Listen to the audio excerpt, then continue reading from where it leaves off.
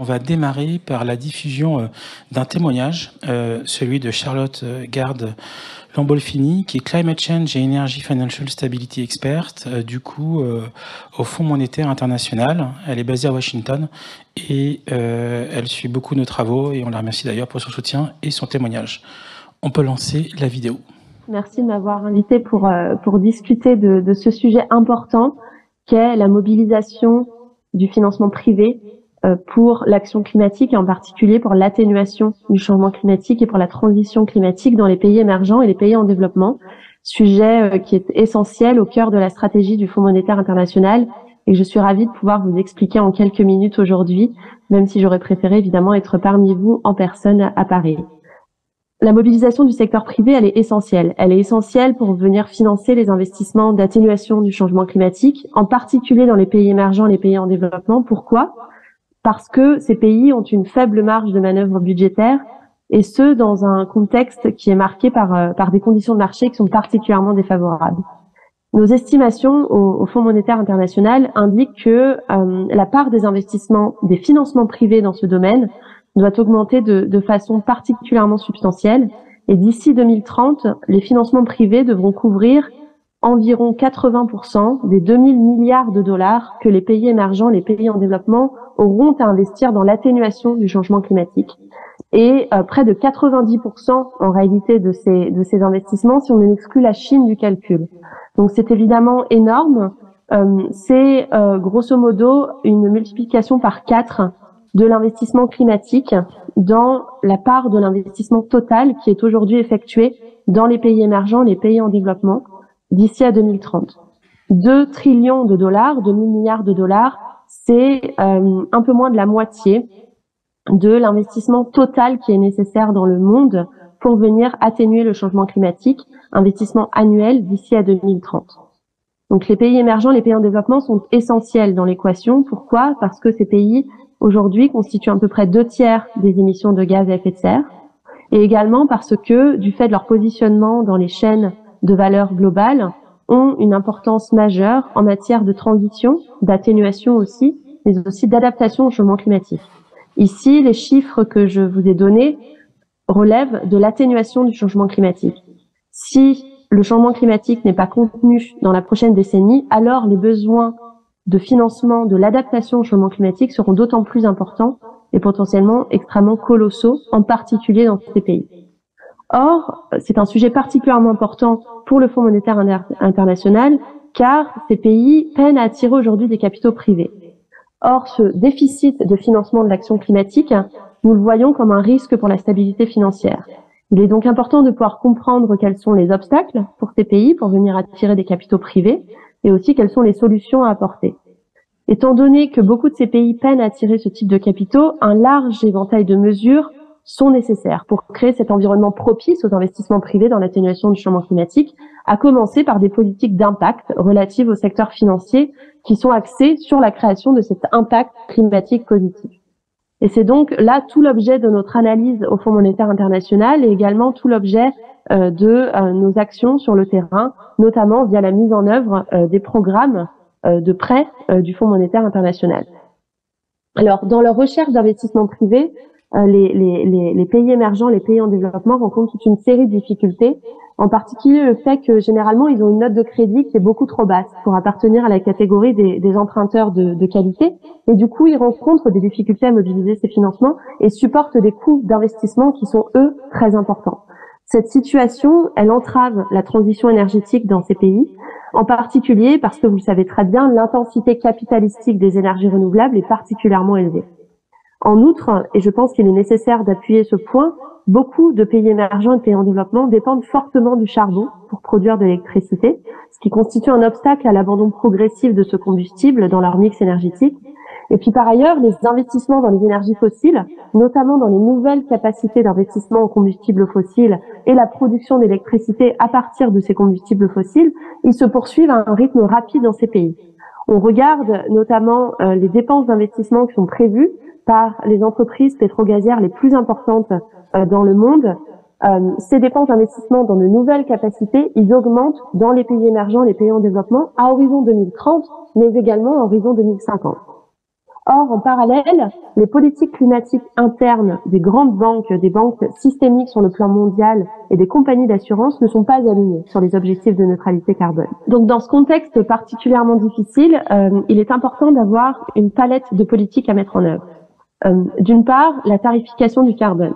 Cette tarification du carbone, elle enverrait un puissant signal prix aux investisseurs, mais on sait combien une telle mesure peut être difficile à mettre en œuvre sur le plan politique, en particulier dans les pays émergents, les pays en développement, et doit donc être complétée par d'autres actions. Et c'est donc toute cette palette de mesures structurelles qui est nécessaire dans ces pays pour venir mobiliser des financements climatiques privés, tant internationaux que locaux. Des réformes structurelles, des politiques et engagements climatiques ambitieux, des subventions bien conçues lorsque la marge de manœuvre budgétaire le permet, et puis des approches de financement innovantes pour une sortie progressive du charbon en particulier. Par ailleurs, il apparaît important de mentionner qu'il est indispensable d'améliorer l'architecture d'information climatique. C'est la fondation un peu de ces politiques, surtout en matière de régulation financière, c'est la fondation de ces politiques d'impact. Ce qu'on appelle l'architecture d'information climatique, c'est la possibilité d'avoir des données climatiques, de la publication d'informations par les entreprises financières et non financières, et surtout des méthodes d'alignement pour le système financier, notamment des taxonomies et des plans de transition. Des taxonomies de transition pour venir attirer ces investisseurs privés. Or, les politiques actuelles relatives au secteur financier sont souvent axées sur des activités et des actifs qui sont déjà bas carbone. Or, dans les pays émergents, les pays en développement en particulier, on a besoin d'assurer et de financer la transition d'une industrie qui est souvent intensive en carbone et également la transition écologique de l'économie, plus généralement. Donc, dans ces pays émergents et ces pays en développement, l'élaboration de taxonomie de transition pourrait faciliter l'identification des activités, des technologies, des actifs qui sont susceptibles de rapprocher finalement les incitations et les objectifs de la transition et de réduire de façon significative les émissions de gaz à effet de serre au fil du temps, notamment dans les secteurs les plus intensifs en carbone, et puis d'assurer un développement économique qui soit résilient face au changement climatique, face aux risques physiques du changement climatique et également face à la transition. S'agissant des fonds d'investissement durable, les informations à fournir et les labels devraient venir améliorer la transparence et l'intégrité des marchés et donc accroître cette conformité avec les objectifs climatiques en vue de favoriser finalement l'émergence de résultats positifs en matière d'impact climatique. Il serait possible de concevoir des notes d'impact climatique comme alternative aux notes ESG afin que les résultats sur le plan du climat soient plus proches des attentes des investisseurs. Mais dans de nombreux pays émergents et pays en développement, et également dans les pays à bas revenus, un soutien supplémentaire s'impose, à notre sens. Et donc, il est indispensable d'assurer le partage des risques entre le secteur public et le secteur privé, notamment par un renforcement de la capacité de financement et du modèle opérationnel des banques multilatérales de développement pour attirer davantage de capitaux privés dans les pays émergents et les pays en développement. Ce financement mixte, cette blended finance, peut prendre la forme de garanties, par exemple, octroyées par des banques multilatérales de développement et des donateurs, et peut efficacement permettre à ces prêteurs de réduire leurs risques et entraîner un élargissement de la base d'investisseurs. Dans les pays à faible revenu en particulier, c'est une augmentation du soutien public international qui est cruciale, et ce, au regard des difficultés majeures que ces pays rencontrent lorsqu'ils cherchent à attirer ces financements climatiques privés. Et puis enfin, le Fonds monétaire international peut aider à déverrouiller ces capitaux publics au profit d'investissements climatiques, en particulier dans les pays moins développés. Une nouvelle facilité de prêt à destination des pays en développement, la facilité pour la résilience et la durabilité, peut servir de catalyseur pour attirer des capitaux privés en renforçant la capacité d'un pays en matière de financement climatique à l'aide de réformes et puis de financement de long terme. En outre, il me semble important de rappeler que grâce à ce genre de mobilisation, le Fonds monétaire international peut rassembler les États, les banques multilatérales de développement, les banques régionales de développement, les acteurs de développement nationaux et les acteurs du secteur privé, les investisseurs institutionnels notamment, en vue d'appuyer le financement des indispensables investissements climatiques.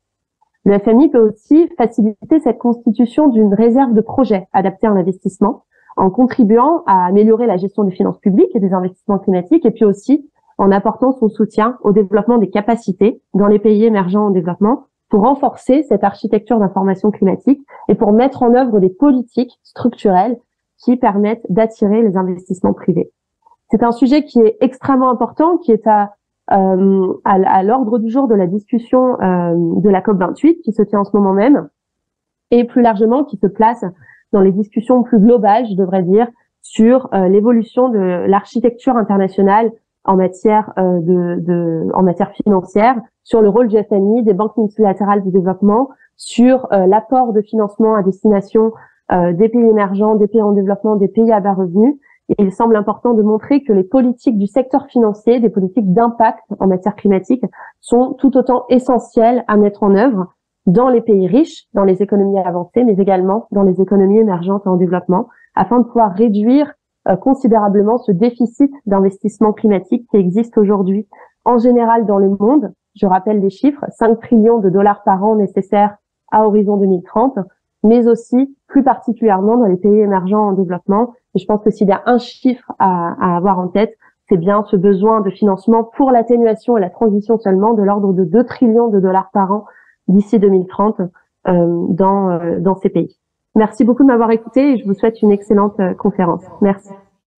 Voilà, on peut applaudir Charlotte, experte au FMI, qui est basée à Washington et qui suit beaucoup nos travaux et qui souhaitait contribuer à cette journée avec nous voilà, aujourd'hui.